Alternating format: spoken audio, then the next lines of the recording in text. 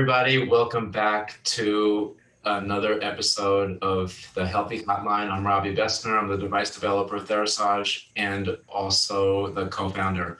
And today, besides being one of my favorite people on the entire planet, I'd like to introduce you or reintroduce you to Gaby Piccirilli. And she's just a very special person. She's a practitioner. She's got multiple skill sets, speaks like, I think 5 languages, probably 10 by now. And she's just awesome. She does a lot of her therapy through, her intuition, and she's sort of an empath in a lot of ways in understanding the way the body works. She has an incredible skill set, which she's going to tell us about a little bit today.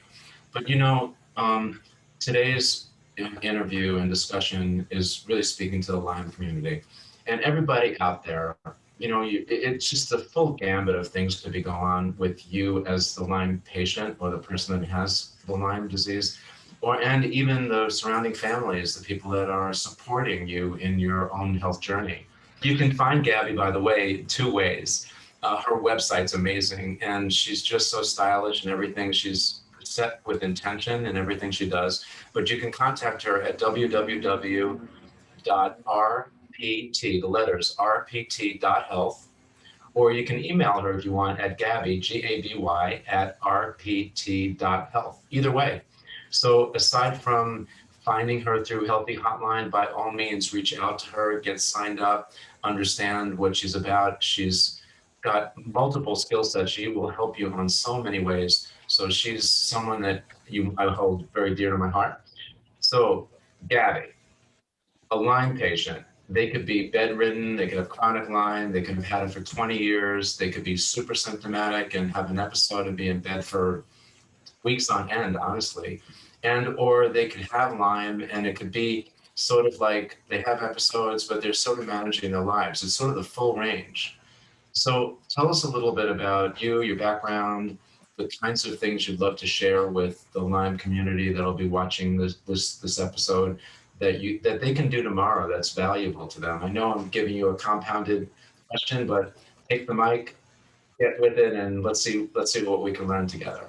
Well, first of all, thank you so much for having me. It's such an honor to spend time with you, whether in person or through these interviews where we're sharing our experiences, our knowledge, and our love for people in need. And I just want to honor you for all your work that you've done for so many people, including myself. As you see right behind me, here is my sauna, which I talk about every single day because it literally has changed my life and my health. And so I'm just so grateful to you and Therasage for creating such incredible tools to help us. So the short answer is I am Gaby Piccirilli. I'm a therapist. That's the real short answer. But the real answer is that my mission is to add more life into people's years and more years to their life. And I want to do that with whatever knowledge, intuition, messages, help that I can provide, information. And today we're happen to be speaking about foot reflexology, and I want to focus on that because number one, my background is that I was never, I never aspired to be a foot reflexologist when I was little. This came about out of a need to help myself, actually.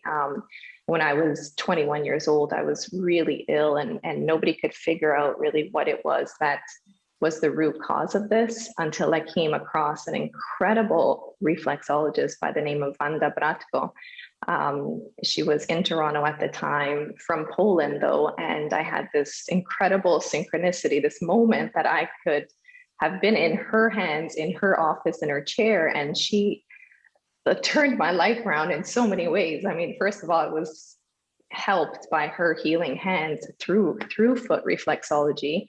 But also later on, as my health regained and I gained back my vitality, I decided that this is my mission, this is my life, and I need to move forward spreading this message, how foot reflexology changed my life, my career, the trajectory of my entire being. So That's just a little brief background on how I even got into this incredible practice of reflexology, and how I've now, 13 years later, I've built RPT Health, which stands for Regenerative Pathway Therapy. And it is a combination of all the things that I did, number one, to help myself, but also all the people, all the experiences, all the therapies that I have experienced along this journey to better health for myself. And I've put it together in a modality that I think is comprehensive. It doesn't just include the physical body, it's our environment, it's our connections, it's our mental state, it's our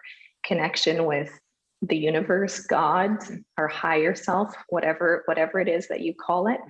And it's this just all-encompassing modality and method that I feel helped me. I mean, I know it helped me tremendously, and I'm on a mission to spread this to others. So today, if we're going to be speaking about foot reflexology, I'm so passionate about this because this is where I started. And really, I think if I hadn't had the experience that I did, it'd be hard for me to really spread the message that it turned my life around, my health around. And just from, if you break it down simply, just from touching the foot in a certain way, how it can affect your body and how it can change the energetic state of your body.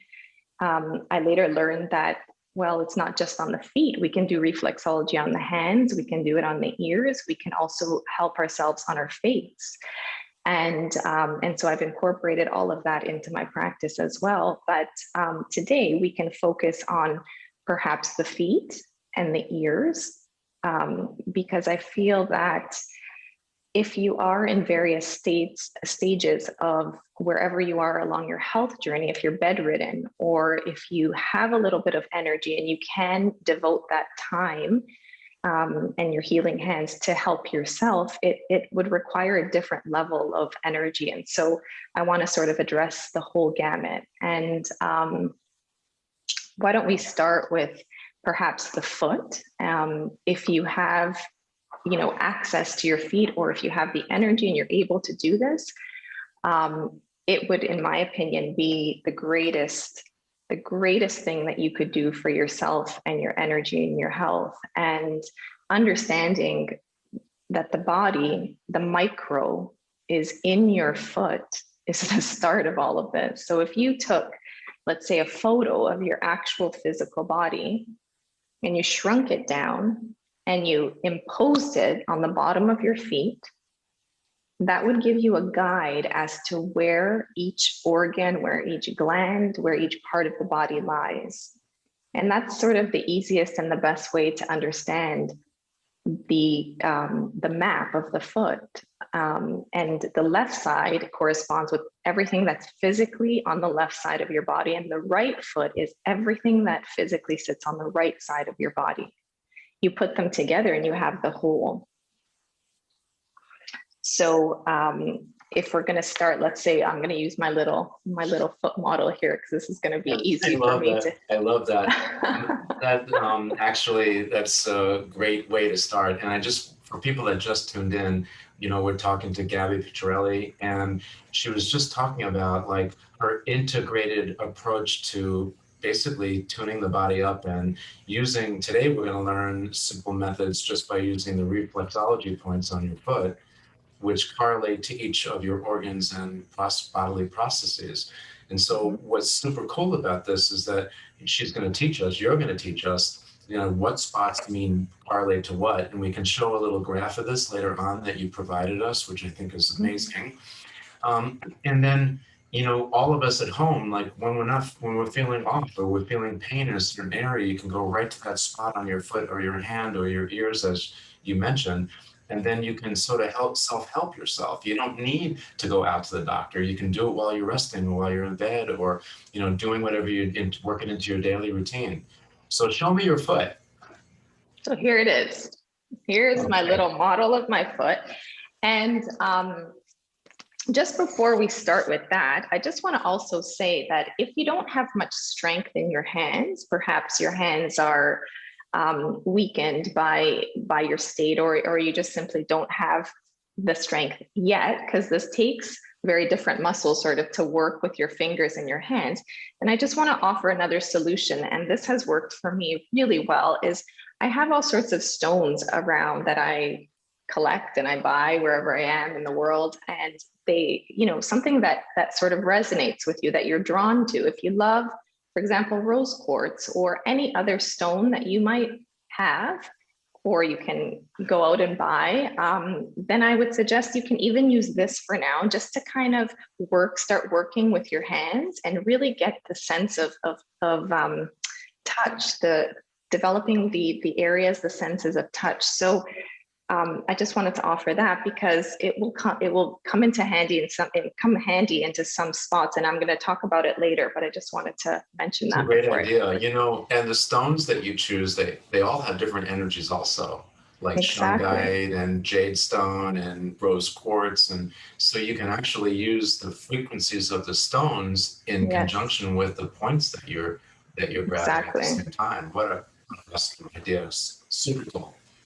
So that's one thing. And before you actually start on working on yourself, I just want you to take a minute right now and just look around the space that you're in, the room that you're in, the chair that you're in. I want you to notice how you feel in your space right now. And before I begin any session, I intuitively, intentionally set the mood for what it is that I'm about to do. So I set the energy for how I want the following 20 minutes or 30 minutes that I will be working on someone or more. How do I want the area to feel, the energy of the room? If there's something that you love, for example, fresh plants, flowers, life force that gives you that sense of living, of life, then surround yourself with that. If there's something the opposite that doesn't quite make you feel right, then move it away or get rid of it, and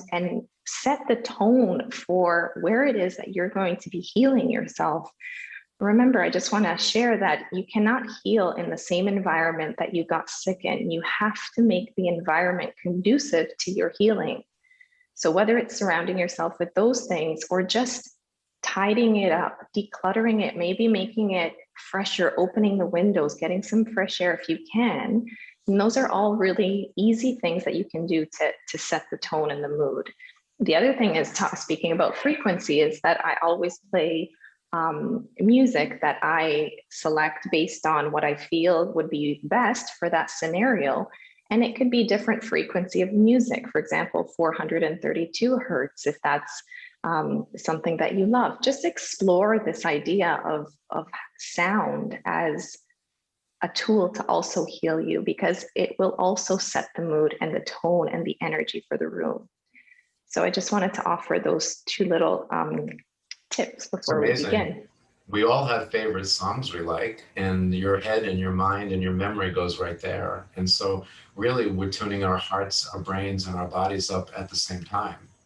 Exactly. And mostly I loved what you said about, oftentimes, when you're so sick and you're in bed, like you don't feel good, and there's a little bit of that negative energy around you in the room. And just being conscious to shift that energy a little bit can make all the difference in just setting a nice, healthy platform, creating a new, fresh page, and just kind of moving forward in a positive way, which just, these are all subtle energies, by the way, but when you do a little this, a little that, a little this, a little that, all of a sudden you got a really good platform. These are things you can do tomorrow. Actually, you can do as soon as you get off this episode, and just right now. make a difference. Try it out. I mean, there's no better time than now, right? So, absolutely. Okay, keep going, because I'm just recording all these tips and I can't wait to list them, after we're all done, so people can kind of reflect on this episode and then look you up afterwards to learn more. So keep going. Thank you. So the last thing is that also, why not engage the sense of your smell? So right now, before we started this conversation together, I did this exact exercise. I set this energy for this room so that I could be of the highest service that I could, the highest vibrational, my surroundings would have this high frequency and high vibration. And I also just allowed the Therasage air diffuser to surround the space with smell. And I used a certain smell that I love, that reminds me of a garden, that reminds me of being outside, that gives me vitality, it gives me life, it makes me feel alive. So I just wanted to also add that little piece, that smell is also very important. So if there's a certain, you know, if it's lavender or something that you love, then why not surround yourself with that? So let's move on to the foot then. So if you are in a position that you can have access to your foot, why don't we start with the very top, which is the most important, in my opinion, area that needs stimulation, that needs the work, and that is the toes and the base of the toes. So when I refer to the toes, I'm talking about literally every single little part of the entire toe. And it's important that you don't miss this base of the toes on the front and on the back underneath here. And what this refers to is the head and the neck. The most amount of lymphatic glands actually reside in the areas of our upper thoracic area. So that would be our throat and our bronchial areas, in order to protect us from inhaling toxicity, etc. And so most times when there is an opportunity to release the lymphatic system, it will start with this area here of the toes, the base of the toes, specifically in between the toes. Now, if you just touch your feet right now, or your hands, if you have access to your hands, this will work equally well with the hands. I just want you to pay attention to the temperature of your hands and your feet, and use the palm of your hand in order to assess where it is that it's a little bit cooler or warmer, or maybe it's a little bit cold and clammy and it doesn't feel too comfortable. Just pay attention, do a little scan as to where it is that you feel, and just run the palm of your hand across all the areas, and just for a second, take note of where it is that it's cold. Now, I would recommend that you write this down, because you can track your progress through this. I did this when I was going through my health journey, and it was amazing to see that 6 months prior or 4 months prior, you know, my whole foot, the entire foot, was freezing all the time. And that sort of indicates some abnormality. It shouldn't be cold all the time. Now, right. I love journaling. I mean, that's sort of cool for in general. Like many of the Lyme patients and customers we talk to, we often have them journal, because the progress of their, you know, as they're moving back to health, right? Some of these systems are tuning up very subtly.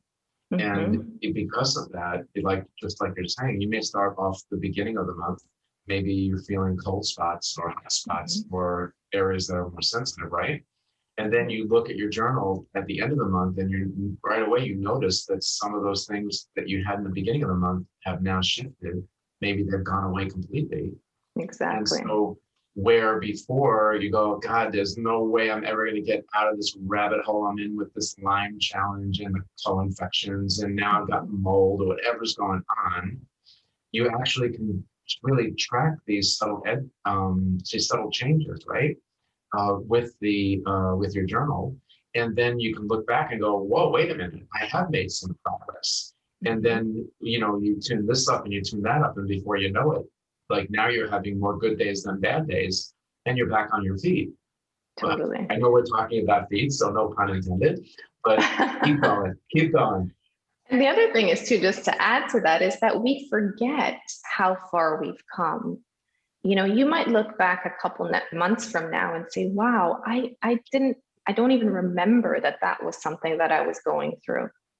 Like sometimes I'll read back a journal from a few years ago, and I can't believe that those are the things that I was feeling at that time. You forget. And so it's Yeah, important to I give love your, that. right. And it's important to also give your body and give yourself the credit and the merit and the love and recognize how far you've come. And you can only do that if you have it written down and you can remind yourself, really. So yes, journaling is really important. So Yeah, most of us out there that have chronic challenges, you're just sick of being sick, you know, that you're mhm, looking for some magic bullet or pill that you can take that just going to shift you immediately. But generally, you get sick on a cell level and you also heal on a cell level. And so, what you're talking about is walking people off that cliff or down the mountain. And it's done slowly. The healthy way is slow and steady.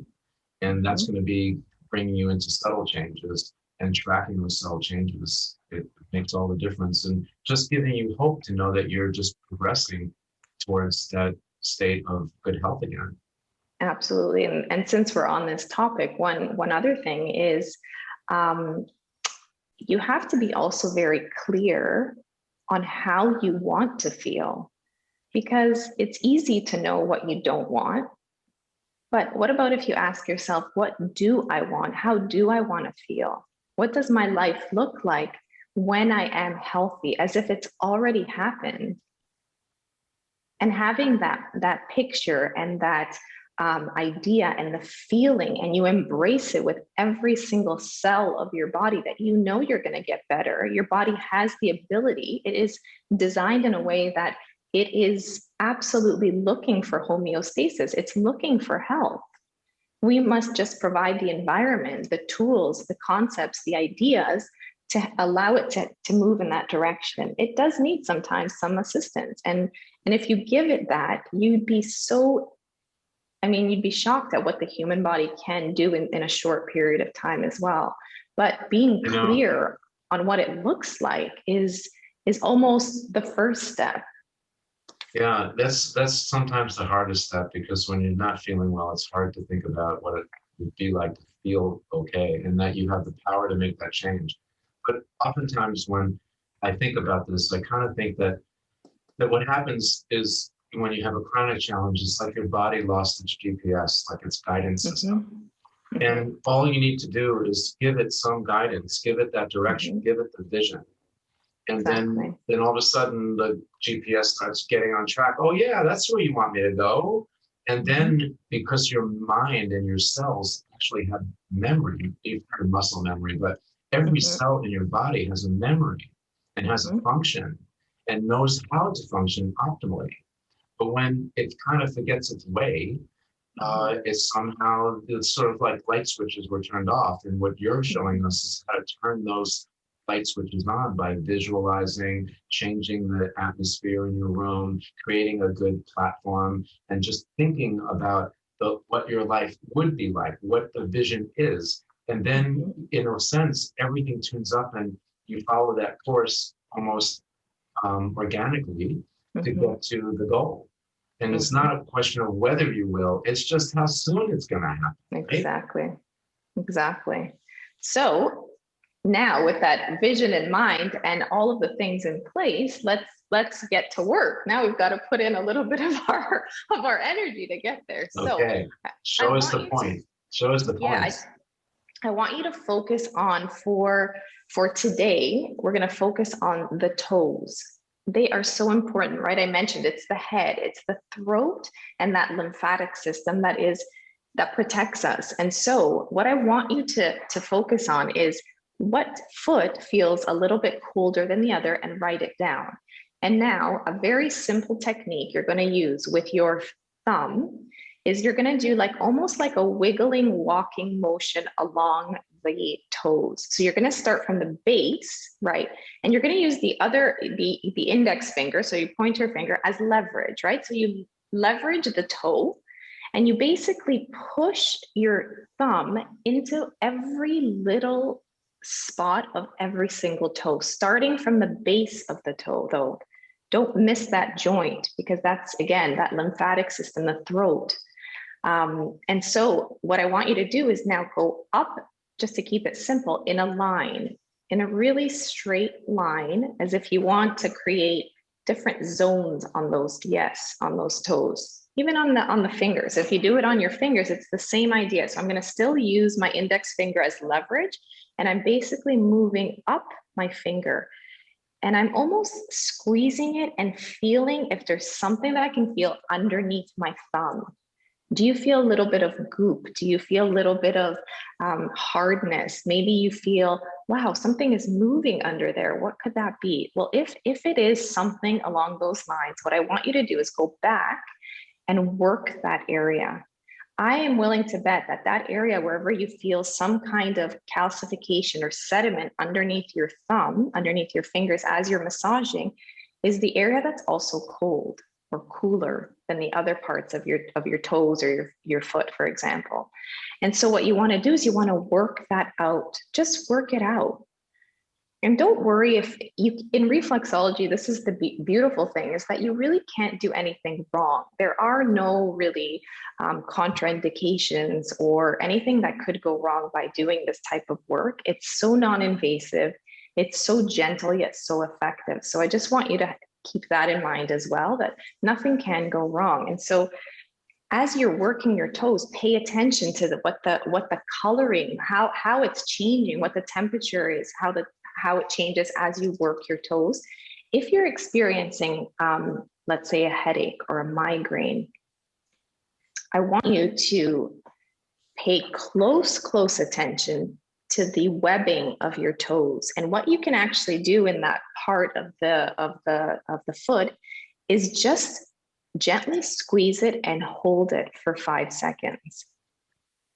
And just do it as much as your body can bear. It doesn't have to be totally unbearable, but you want to feel that there is something that you are activating in those spots. And you're going to do it for every single, in between every single toe on both sides on both feet.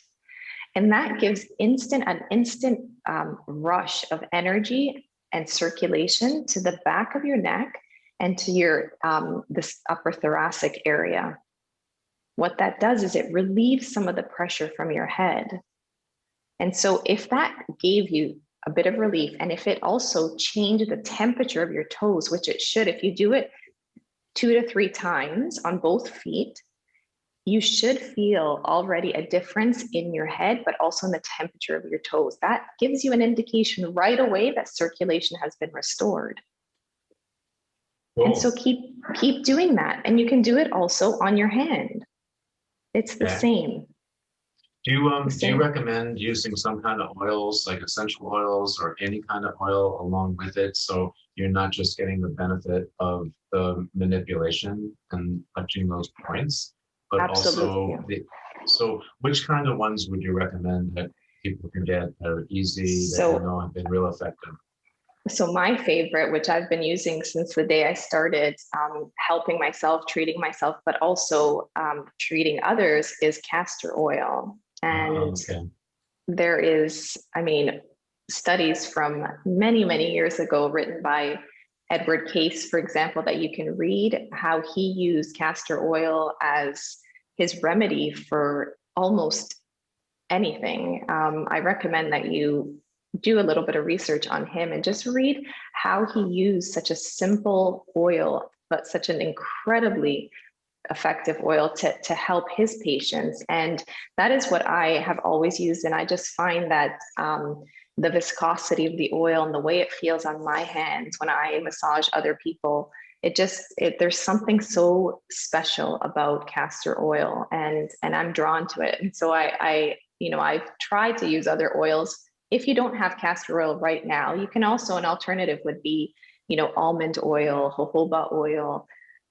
So in some cases where I've been in situations where I wanted to help somebody immediately and there was nothing else but olive oil from the kitchen, we used some olive oil.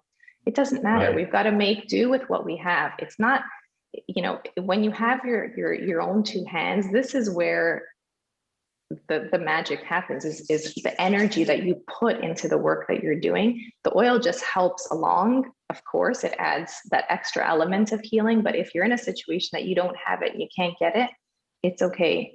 You can use the olive oil even from the kitchen. It's not a big deal. It's great. Cool. I was just thinking while you were talking about Like it's a bonding experience. Like here, you're teaching us how we can give ourselves self-help and love, but you can also recruit like, your partner and your Mhm. friend to come in, share the experience with.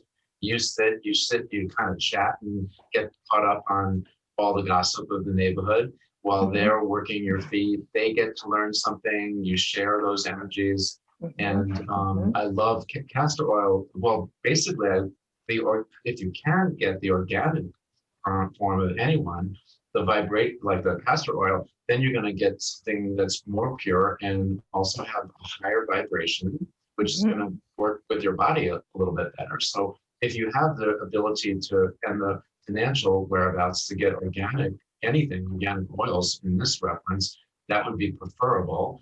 And then Yes. using that oil, using your own techniques and or teaching your partner like how to help you. And I mean, I've been massaging Melody's feet, my wife's, for 40 years, so Wow. we just do it. That's our routine every night. And so I calm her down. We have busy days and full days. And it's not like she's standing on her feet all day, but just Mhm. working the zones of her feet really Right. kind of calm her down. Moves her from an anxious or sympathetic state to parasympathetic. It gets her ready for bed, it gets her mind in a different zone completely. Mhm. And, Mhm. these are things that we can all do. They just take minutes and it will shift like your whole health experience to bring it to a much, much higher level. This is Definitely. awesome. And since you mentioned zones, I just want to mention that Fitzgerald he's called the father of reflexology, and he wrote a book about the zones of the body and how it relates to the zones of the feet. And so, in order for it to be easier to understand, because reflexology, believe it or not, it's such a science, but yet it's such an art because there are so many points. I mean, every single square inch of your skin contains endless amounts of nerve endings. And essentially that's what you're doing, is that you're stimulating these nerve endings on your extremities. And this is why you can do it on your feet, on your hands, your ears, your face. But Fitzgerald wrote an incredible book about the zones. And so I just want to mention that maybe this is new to you, or if you already know about reflexology, but in order to locate an area of your body on the foot, the easiest way to do it is imagine that like I mentioned before, you've taken a photo, you've shrunk it, and now you've put it on your foot. So I'm going to just hold this like this because this will be the left side of my body. But another way to kind of help you find the area that perhaps hurts or needs, energy stimulation, circulation, is to cut the foot almost in zones. So as you look at the bottom of your foot and as you look at your body, this is essentially the same. So I'm holding it in the middle of my body because this is where the foot represents the middle of my body, the left side of my body. So if I had, for example, a pain in my shoulder or close to my clavicle bone, somewhere around this area, either front or back, the way to find it is to literally relate the foot to my body. So if I know that my toes is my head, the base of my neck is in the base of my toes. If I'm having a pain, let's say in my shoulder blade, it's going to be on the medial side. So let's say on the outer side here, let's go underneath the your pinky, and I'm going to find that area of the foot that relates to the same zone as my shoulder. So just Wow. imagine the zone of the foot, and you can do this with your own kind of map to find it on your own foot or on your own Sure. hand. Does that make sense? Like it's Oh in my my God. shoulder, therefore It's it's on the amazing. outer part of my body. It has to be on the outer part of my foot.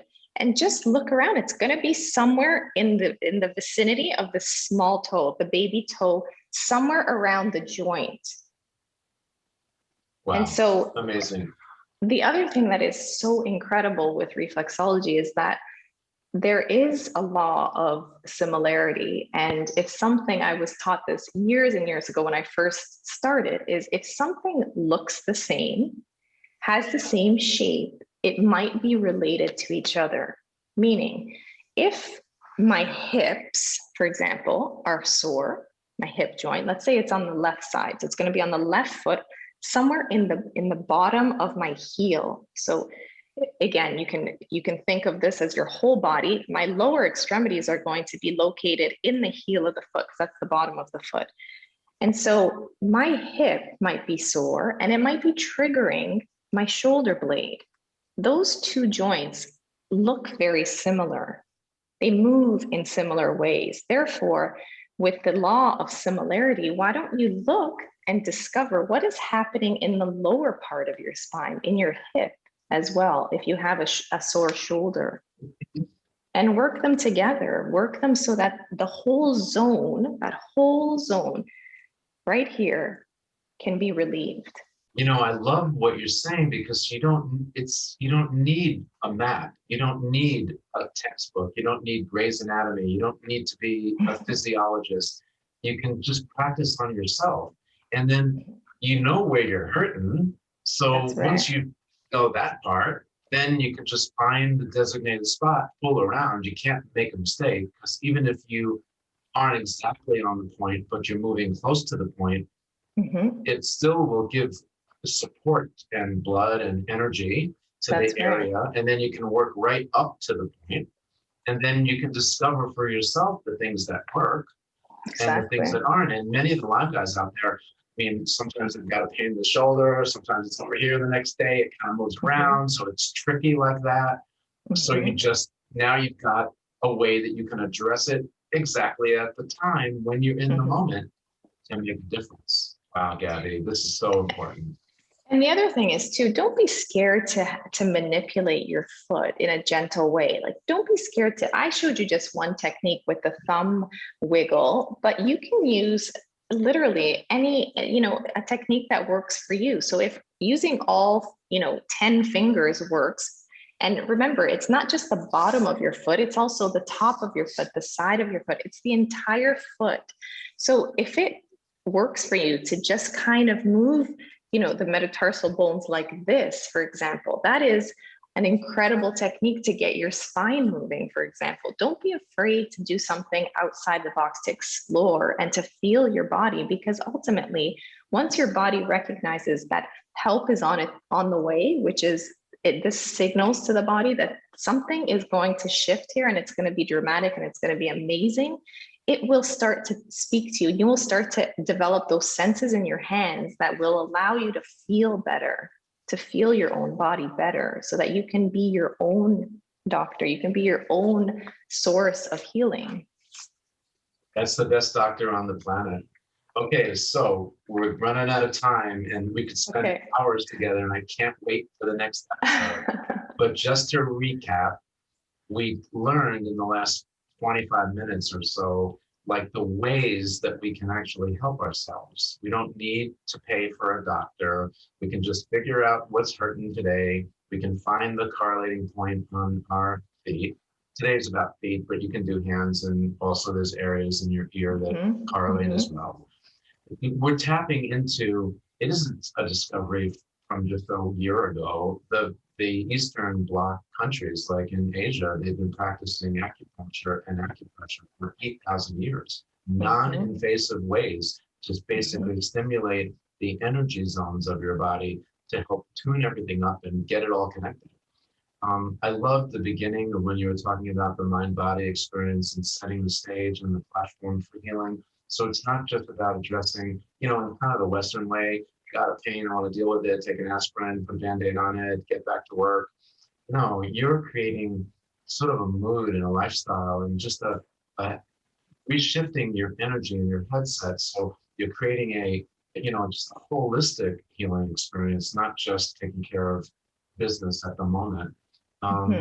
Today's contribution, Gaby Piccirilli, was so important. You can grab her at Gabby at rpt.health, or go to her website, which is www.rpt.health is my website. Perfect. You are one of a kind. You are a jewel. Gabby, I'm so happy that you're in my life and in my inner circle. Thank you for your time today. Thank you for your contribution. I know everyone out there got something they can do right now. There's no excuse. The time is now. Have an awesome day. Thank you for having me, Thank you. Robby. My Thank pleasure, you. always. Can't wait till the next time. Take Yes. care. Hey everybody, it's Robby Besner. Thanks so much for joining us today. Please share this content with anyone that you think might benefit from it, and we're looking forward to having you with us tomorrow for another great interview.